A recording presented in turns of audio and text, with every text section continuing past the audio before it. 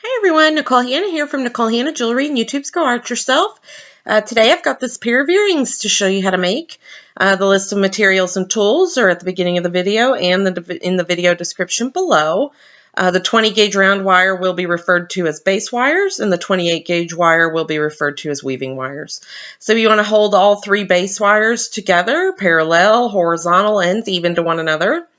And you want to start about 5 centimeters from the left. Take your weaving wire, just start a coil around the bottom base wire, just to secure it in place. And then what we're going to do, we're using 3 base wires here for one of the earrings. And we're just going to start coiling around all 3 base wires. And the trick to doing earrings is to do each step at the same time for each earring. So once we get this coil done, then you're going to coil the other 3 base wires. So here I'm using my flat nose pliers, and as you coil 3 base wires together, they sort of start to bunch together. So you want to very gently pinch those coils flat until all 3 base wires lay flush against one another.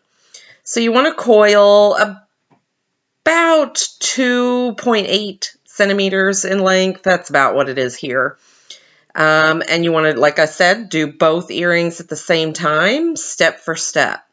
And this way you can be sure that each earring measures the same, the curves are all the same, etc. So on one of the earrings, I'm at the end of that coil, I'm bending the top 2 base wires up and leaving the bottom one straight and adding an 8mm bead to the straight base wire. Then I'm going to take my needle nose pliers and I'm going to bend the base wire that the bead is on. We'll call it the bead base wire. I'm going to bend that down away from the other 2 base wires. So the 2 are going in one direction and the 1 is going in the other. With the weaving wire still attached, I'm going to coil 3 times around the upper base wire that's closest to the bead. And then I'm going to coil 3 times around both of those base wires that are pointing up from the bead. And this is one rotation of the 3-3 weave. 3 coils around 1 wire, 3 coils around 2 wires. So again, 3 coils around the wire closest to the bead, and then 3 coils around both base wires. Always keep that weave nice and compressed. Push it in towards one another so that all those rotations are flush against one another. So I've got about 15.5 rotations of the 3-3 weave, beginning and ending the weave with the 1-wire coils. And I'm going to create a nice tight little counterclockwise loop up above the bead. Or I should say crossing over that first coil that we did around the 3 base wires. And I'm just going to curve it around the bead. Curve the weave around the bead until the end of the weave reaches the base wire that's exiting the bead.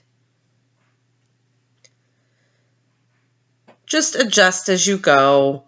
It is okay to leave some space for that bead to move around a little bit because we're going to utilize some of that bead base wire later on. But you see I am adjusting a little bit. Just making sure that the wires are really lining up the way that I like. So that weave ends right as that bead base wire is exiting the bead. I'm going to bend the outer base wire up just to move it out of the way. And then we're going to coil 3 times around the bead base wire and the other remaining base wire at the end of the 3-3 weave. And then 3 coils around the base wire extending from the end of the 3-3 weave. So we're basically starting a new 3-3 weave, but we're connecting that bead base wire. Now I'm going to set this aside because I want to repeat these steps with the opposite earring.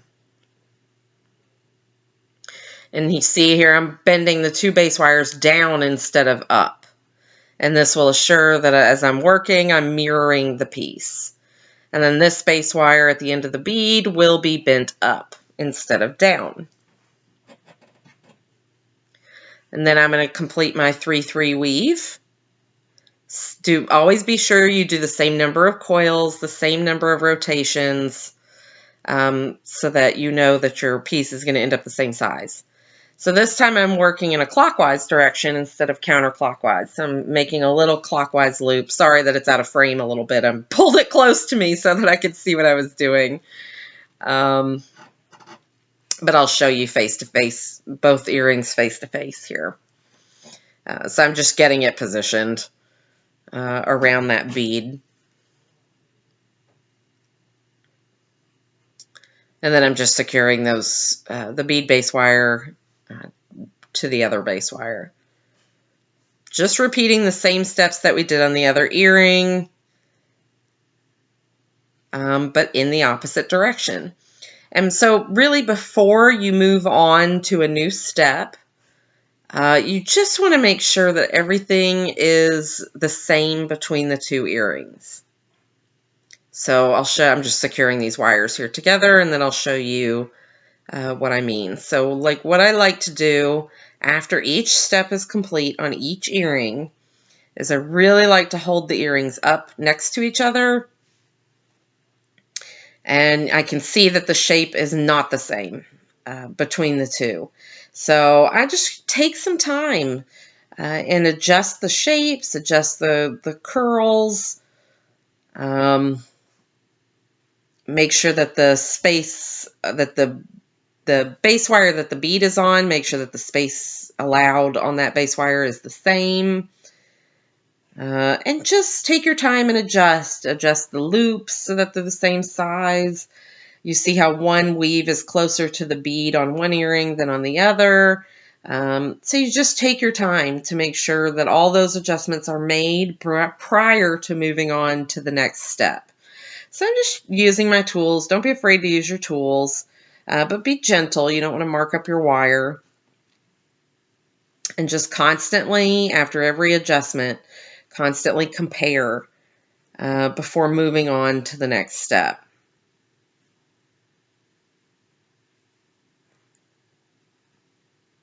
So here I'm still not quite happy with the shape of everything.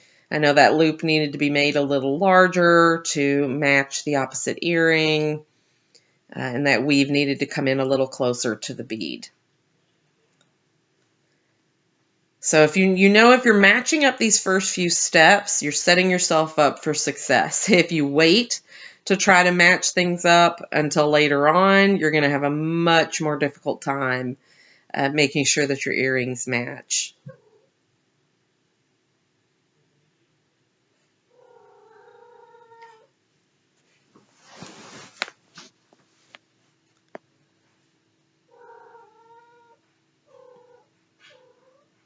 So I've got them pretty close. I'm pretty happy with the shapes that I've got going so far. So now I'm just setting one earring aside, and we're going to start working, doing another step. So we're going to continue that 3-3 weave that we started. And you want to add enough rotations to circle around the opposite side of the bead and reach the bead base wire as it enters the bead. Once you have enough rotations, you can pass those two base wire ends around that bead base wire, right where it enters the bead. I'm just kind of feeding it in a little at a time, make sure those wires stay lined up where I want them to. Take my pliers, see how the weave sort of started to twist. So I'm just taking my pliers and twisting it right back into position. And then pull tight so that we can wrap the ends of that weave around that bead base wire.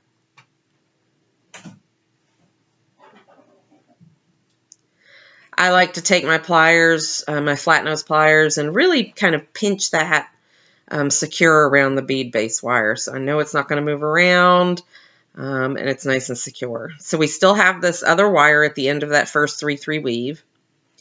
And I'm going to create a very tight little clockwise loop or spiral, and then continue to shape that wire around the outside of that second 3-3 weave. And then we're going to pass the end of that, wrap the end of that base wire around that bead base wire as well.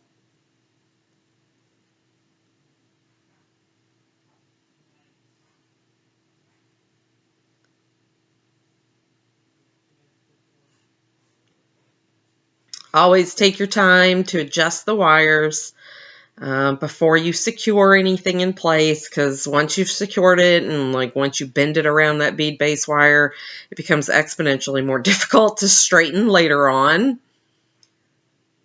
So just be sure you have the shape and position right before you move on.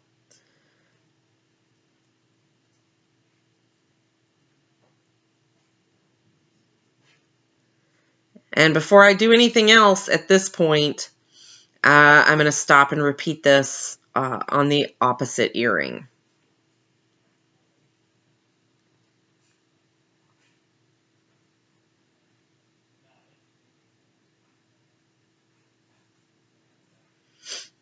So I've done the same steps on the opposite earring, but of course that little loop at the bottom is coiled in a counterclockwise direction instead of clockwise to mirror the opposite earring. And you always want to compare after every step. Hold those earrings next to each other or face to face to make sure that the size and shape of everything matches.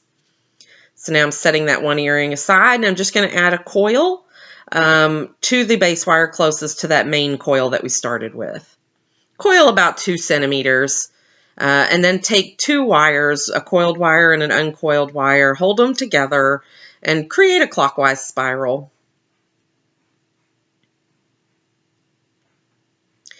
I like to let those wires kind of overlap in their own way and move in their own way, and create that nice organic kind of spiral.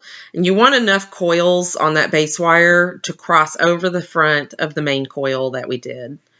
And once you have that, you can trim the weaving wire and set it aside, and then wrap both ends of the base wire around that main coil.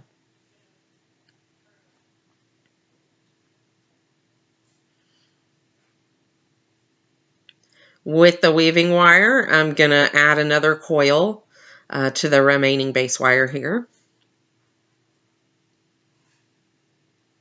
And always when you're trimming and adding new weaving wires, make sure any tails you leave at the beginning are trimmed and really pinched nice and flush so that you can't feel any wire ends.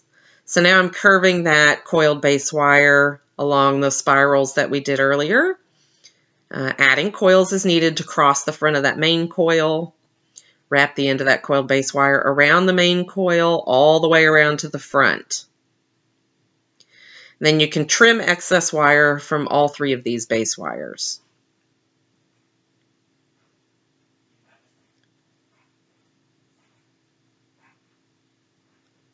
You want to be sure you leave enough of a tail so that you can really pinch these ends closed around that main coil that we started with, and you can't feel or see any wire ends from the back because they're nice and tucked in behind the piece.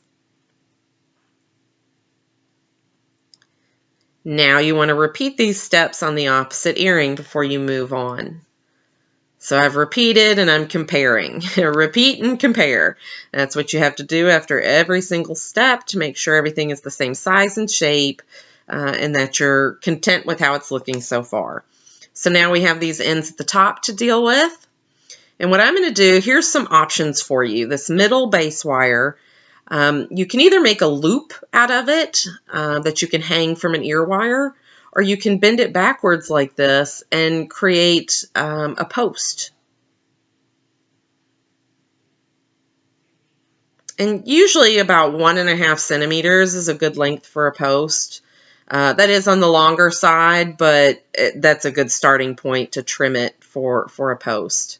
And you do, when you're doing post earrings too, I didn't show it here in this video, but I like to twist these wires a little bit to harden them, and maybe even hammer them a little with a rawhide or a rubber mallet to really make sure that these posts are nice and hardened and they're not going to bend. So you can either do the posts or you can do loops, which I'll show you the loops a little later on. So now we have 2 base wires left. And with your weaving wire, we're going to coil one of those wires. It doesn't matter which one. Just whatever you do on one earring, mirror it on the other.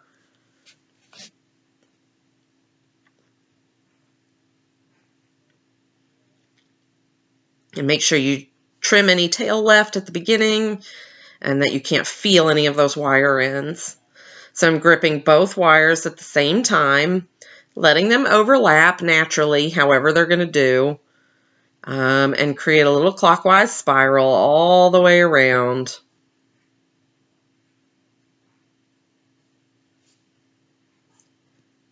Adding coils as needed to cross over that main coil. You can see how the post is kind of moving out of shape because I hadn't hardened it at this. I just did that last, so it's not shown in the video.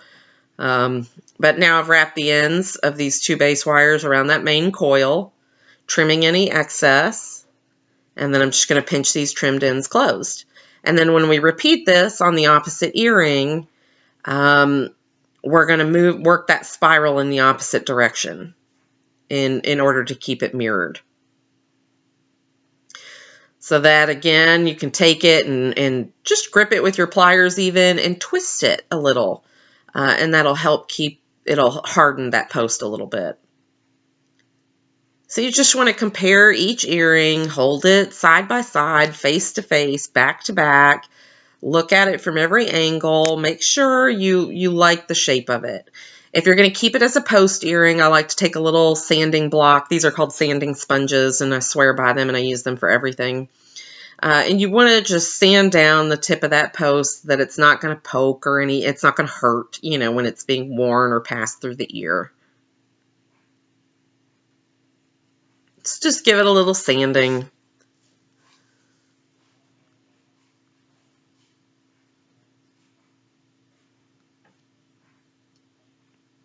Or, as shown here, you can make little loops for ear wires. Adjust the loops, like one of these loops is a little larger, a little longer than the other. So you just want to make your adjustments, like I said, after every step. Make your adjustments to each earring step by step.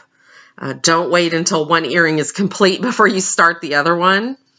And here I'm using just a couple scrap pieces of 20 gauge wire to make my posts, and I don't have like ear wire pliers. So I'm just holding two mandrels against one another in different sizes to get the larger curves and then the smaller curves, doing both wires at the same time to create my little ear wires. Obviously, you can also use manufactured ear wires. It's fine. I just had scrap and figured I'd put them to use. So just close up those loops. You can make these loops smaller too. And then what I like to do is I like to hammer that big curve on the ear wire. I like to hammer it flat just a little bit, and that adds stability and keeps it from bending out of shape too. So just a couple little taps of the hammer will flatten it out nicely, and you have some nice secure ear wires. And that is it. You now have your completed pair of earrings. I hope you enjoyed the tutorial, and if you have any questions, leave them in the comments below. See you in the next video.